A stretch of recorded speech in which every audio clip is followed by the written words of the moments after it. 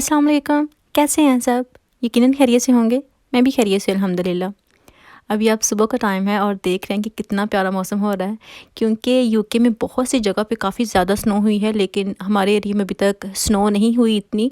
मतलब ये बहुत ही मामूली सी है, इतनी नहीं है। रात में हुई थी स्नो, लेकिन साथ ही बारिश हो गई थी, तो फिर इतनी नहीं, ये थोड़ी सी थी और ज़्यादा नहीं। लेकिन ज़्यादा जगह पे तो बहुत ज़्यादा हुई है। वो दिखने में तो बहुत खूबसूरत लगती है, लेकिन जितनी खूबसूरत पहले लगती है उतना ही वो बाद में गंद डालती है। साफ़ करना बहुत मुश्किल हो जाता है, बाहर जाना बहुत मुश्किल हो जाता है।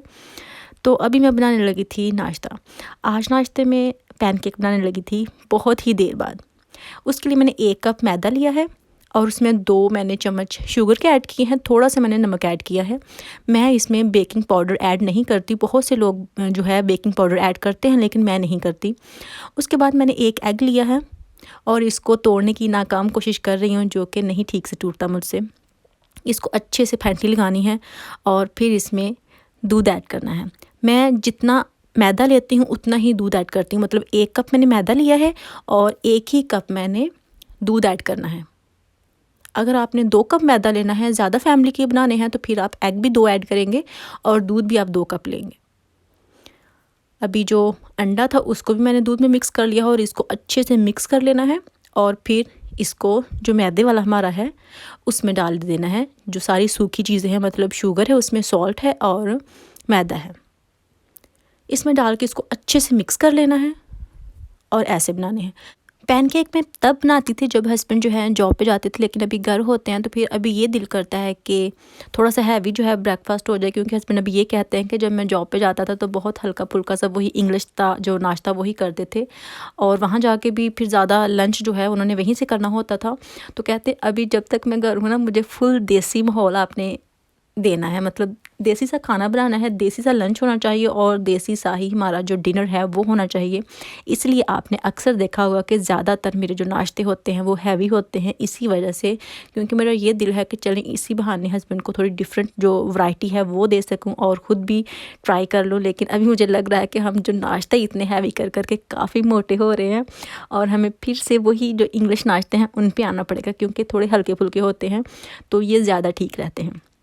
क्योंकि बाहर तो इतना जाना नहीं होता, अभी बाहर वॉक पे भी नहीं हम जाते और कोई जिम वगैरह भी नहीं करते, इसलिए ये जो हमारे देसी नाश्ते हैं ना ये ज़्यादा हैवी हो जाते हैं। अभी देखें क्या करते हैं, कभी कभी डंडी मार लिया करेंगे, कभी नहीं किया करेंगे और कभी कर लिया करेंगे, बस ऐसा ही है।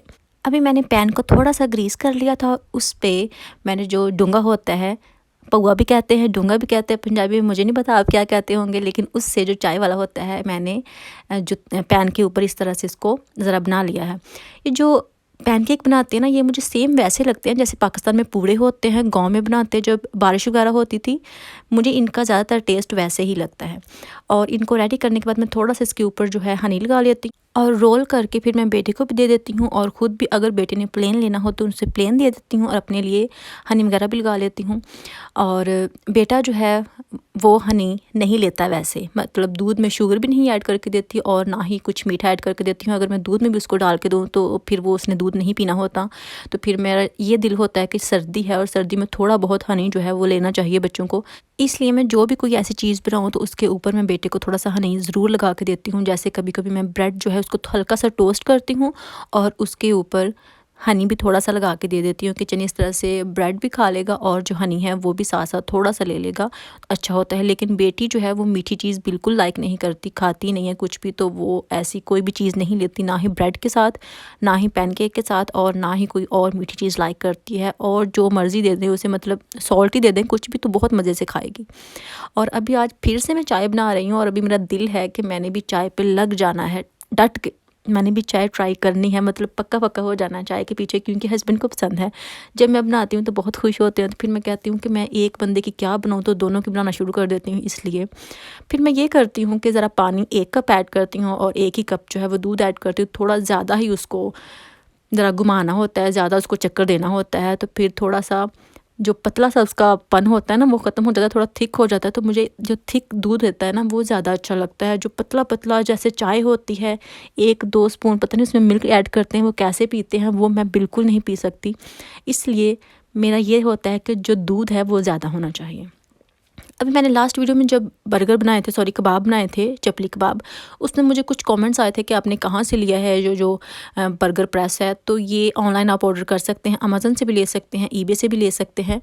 5 पाउंड का आएगा, ये 4-5 पाउंड का मिल जाता है ईज़िली, इतना ही। लेकिन ये है कि ये जो हमारे वाला है ये स्टील का है, कुछ ईबे से मिलते हैं वो थोड़े प्लास्टिक टाइप होते हैं और इसमें साइज़ भी 2 होते हैं। आप देख लें कि आपने ऊपर लिखा होगा, देख लीजिएगा कौन सा लेना है, स्टील वाला लेना है या प्लास्टिक वाला लेना है, वो आप देख लीजिएगा। साइज़ भी उसमें ज़्यादा होते हैं, वो भी आप देख सकते हैं। तो आप कहीं से भी ऑनलाइन ऑर्डर कर सकते हैं, काफ़ी अच्छा है ये। अभी आपको मज़े की बात बताऊँ तो मुझे आजकल बहुत सुनने को मिल रहा है कि तुम तो बड़ी समझदार हो गई, तुम तो बड़ी अच्छी बन गई हो, तुम ऐसी तो नहीं थी पहले।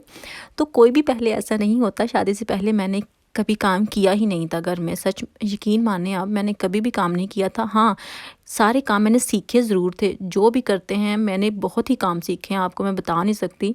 जैसे अड्डे का काम अगर आपको पता होगा कि वो भी मैंने सीखा है। मैंने अपने कुछ कपड़े जो है वो भी बनाए थे जब मैं पाकिस्तान में थी, उससे मतलब काफ़ी देर पहले। अड्डे का काम मुझे अच्छे से आता है, वो भी मैंने सीखा। चारपाइयाँ बुनना मैंने सीखा, वो भी सारे काम सीखे। मतलब जो अच्छे काम थे वो भी, जो इतने अच्छे नहीं थे, मतलब ज़रूरत पड़ सकती है एक पाकिस्तान में रहते हुए। जैसे कि जो लोग गाँव में रहते हैं तो फिर उनको जो जो काम की ज़रूरत पड़ती है सारे के सारे मैंने सीखे, लेकिन कभी किए नहीं थे। सीखती ज़रूर थी और अच्छे से सीखती थी दिल से कि मुझे आने चाहिए। मुझे ये ना हो कि अगर मुझे कोई कहे कि आपको ये काम आता है तो मैं ये ना कहूँ कि नहीं मुझे ये काम नहीं आता। इसलिए मैंने सब कुछ ही सीखा, लेकिन मुझे घर वालों ने इतना कभी नहीं कहा कि हाँ मैं उठ के काम करूँ। बस मुझे बिठा के वो सब कुछ देते रहे हैं, मेरी इतनी वो करते रहे हैं।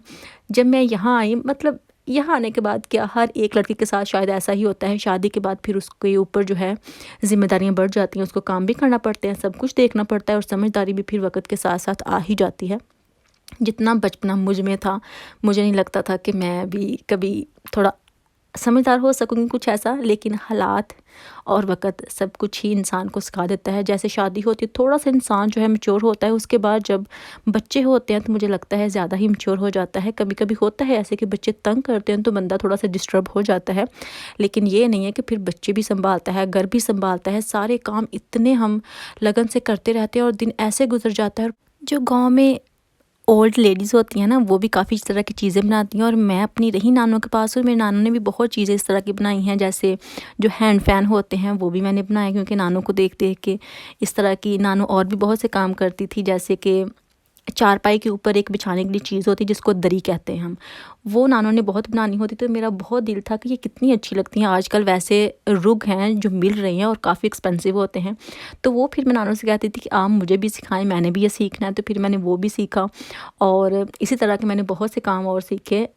जैसे वहाँ छत के ऊपर, हमारी जो छत होती है वो कच्ची होती है, वहाँ मैंने मिट्टी लगाना भी सीखी और भी इतने काम सीखे मैं आपको गिनवा नहीं सकती। मतलब सारे के सारे मैंने वहाँ जो पाकिस्तान में रहते हुए और गांव में रहते हुए इंसान को करने चाहिए वो सारे के सारे मैंने किए।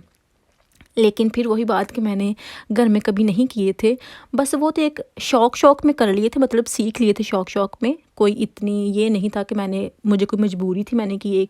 और जो मेन था वो तो मेरे कपड़े सिलाई करने वाला था, जो कि अभी तक मैं कर रही हूँ। कपड़े सिलाई करने का मुझे बहुत ही शौक़ था और ये शायद एक ऐसा काम है कि ये साथ साथ चलता ही रहता है, क्योंकि हमें कपड़े वगैरह तो ज़ाहिर है पहनने ही पड़ते हैं। और जो किसी को हमने पैसे दे के सिलवाने हैं तो वो ज़्यादा अच्छा ये है कि मैं खुद सिलाई कर लूँ। और सच बताऊँ तो मुझे किसी की सिलाई किए पसंद ही नहीं आते अपने लिए। वैसे मुझे दिखने में बहुत अच्छे लगते हैं, लेकिन जब मैंने अपने लिए किसी से सिलवाना हो ना तो मुझे इतने अच्छे नहीं लगते। मैंने सिलवाए हैं किसी से, कभी कभी मैं सिलवा लेती थी, लेकिन वो शायद ऐਵੇਂ ही बस मेरा दिल करता था कि मेरा ये दिल है कि किसी और से सिलवा के मैं पहनूँ, ट्राई करूँगी कोई और कैसे सिलाई करता है, वो भी बस शौक़ में। तो वो फिर वक्त के साथ साथ सब कुछ जो है ना, वो दिल भी चेंज होता रहता है और पसंद भी चेंज होती रहती है। लेकिन जो काम है वो तो फिर करना ही पड़ते हैं और वक्त के साथ साथ समझदारी ज़्यादा होती है, कम नहीं होती, ये बात है। और चाहे हमारी कुछ आदतें कम हो जाए, हमारे शौक़ कम हो जाएं, लेकिन जो समझदारी है वो कम नहीं होती, वो बढ़ती ही जाती है। ये मेरा मानना है। कुछ तो कहेंगे नहीं, जैसे जैसे बड़े होते हैं अकल जो है वो चली जाती है। वो जब ज़्यादा बड़े हो जाते हैं, मतलब जब बूढ़े हो जाते हैं, तो कहते हैं कि जब बंदा बूढ़ा हो जाता है तो बच्चों जैसी हरकतें करता है। तो वो जब ज़्यादा बूढ़े होते हैं तब वैसी हरकतें करते हैं, वैसे नहीं। अभी शाम का टाइम था और कितना अच्छा लग रहा था। मैंने बाहर जाना था और बाहर बहुत सर्दी थी, गैरेज में मैंने जाना था। यही था मेरा आज का व्लॉग। अगर आपको आज की वीडियो अच्छी लगे तो प्लीज़ लाइक कीजिएगा, शेयर कीजिएगा और कमेंट करके बताइएगा कि आपको कैसी लगी। इंशाल्लाह नेक्स्ट वीडियो में फिर मुलाकात होगी। तब तक के लिए अल्लाह हाफिज़।